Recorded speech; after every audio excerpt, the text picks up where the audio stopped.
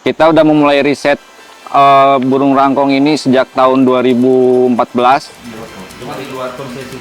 Mungkin hampir 1 dekade lebih kita melakukan riset ini, sehingga tren kehadiran, persebaran, kemudian habitat-habitat yang menjadi tempat burung rangkong kita sudah berhasil memetakan. Di hutan hujan tropis Kalimantan, kepakan sayap rangkong memecah keheningan. Ia bukan hanya burung penghuni kanopi, tetapi penjaga keseimbangan hutan. Saat terbang, ia menyebarkan biji-bijian, membantu hutan tumbuh dan tetap terhubung. Dari satu generasi ke generasi berikutnya, rangkong menjaga kehidupan rimba. Bagi masyarakat Kalimantan, ia lebih dari sekedar satwa liar. Ia adalah simbol budaya dan tanda hutan yang masih hidup. Inilah burung rangkong.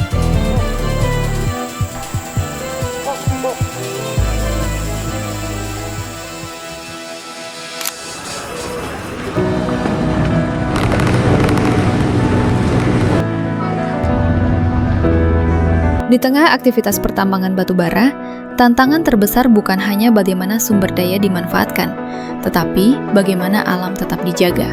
PT Kideko Jaya Agung menyadari bahwa keberlanjutan tidak dapat dipisahkan dari tanggung jawab terhadap lingkungan hidup. Melalui pengelolaan lingkungan yang berkelanjutan, perusahaan ini menjalankan berbagai program konservasi keanekaragaman hayati di wilayah operasionalnya. Salah satu fokus utama dari upaya tersebut adalah konservasi burung rangkong, satwa kunci hutan hujan tropis Kalimantan. Program ini tidak hanya bertujuan melindungi habitat dan sumber pakan rangkong, tetapi juga menjaga fungsi ekologis hutan, mendukung proses reklamasi, dan membantu menjaga keseimbangan ekosistem di kawasan pertambangan.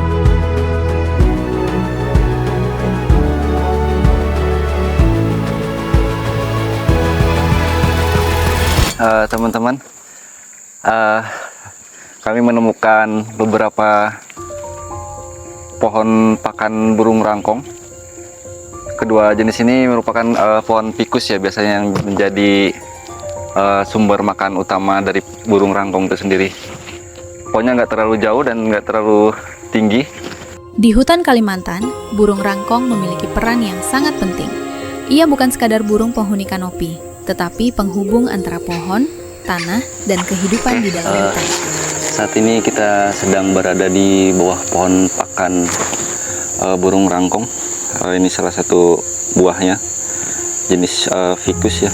Mungkin ya kita masih perlu identifikasi jenis buahnya. Pohon pakan ini menjadi sumber makanan utama rangkong di area Kideko ini, di area pertambangan batubara Kideko ini. Kita buka, buahnya sudah lunak. Ini memang salah satu makanan utama rangkong. Beberapa jenis rangkong pemakan buah seperti tulang emas, kemudian rangkong gading, dan juga rangkong badak atau enggang cula. Di kawasan hutan sini beberapa tahun kita lakukan pemantauan, juga sudah menemukan mungkin setidaknya 5-7 jenis rangkong.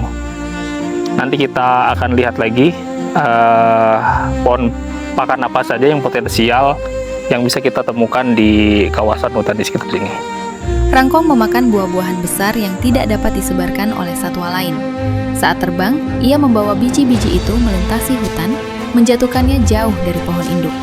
Proses ini membantu hutan tumbuh kembali, menjaga keragaman tumbuhan, dan mempertahankan struktur hutan hujan tropis. Ini jamnya sekitar jam berapa ini ya? Jam 4, setengah 5. Ini waktu aktivitas kembali ke sarang. Bisa juga aktivitas buat mencari makan. Jam-jam segini biasanya aktivitas satwa mulai nampak terlihat dibandingkan kalau misalkan kita cari di siang hari. Karena cuacanya cukup panas, ekstrim. Posisi pohon pakannya kebetulan berada di dekat sungai, sementara posisi kita berada di lebih sedikit di atasnya sehingga agak menunduk ke bawah posisi kameranya. Ada satu individu dia kembali ke pohon pakan. Keberadaan rangkong juga menjadi tanda bahwa hutan masih sehat, dengan pohon-pohon besar sebagai tempat bersarang dan sumber pakan. Selama rangkong masih ada, hutan masih menjalankan fungsinya. Di lanskap yang telah berubah, seperti areal pasca tambang, peran rangkong justru semakin penting. Di dalam ekosistem pertambangan, burung rangkong ini memiliki peran yang cukup penting.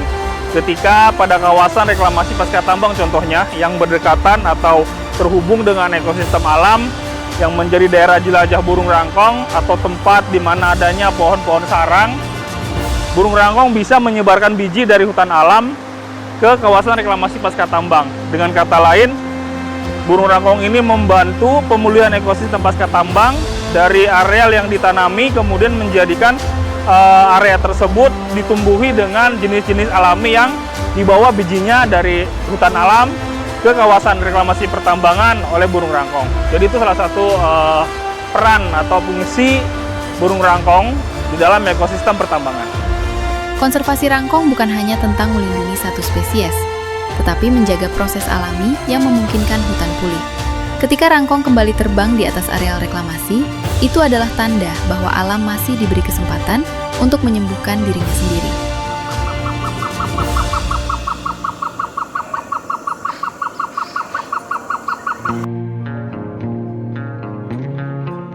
Hutan kars kini menjadi benteng penting bagi satwa liar Kalimantan, termasuk burung rangkong. Di balik batu kapur dan kanopi rapat, hutan ini menyediakan pohon pakan, pohon sarang, dan ruang jelajah yang dibutuhkan rangkong untuk bertahan hidup.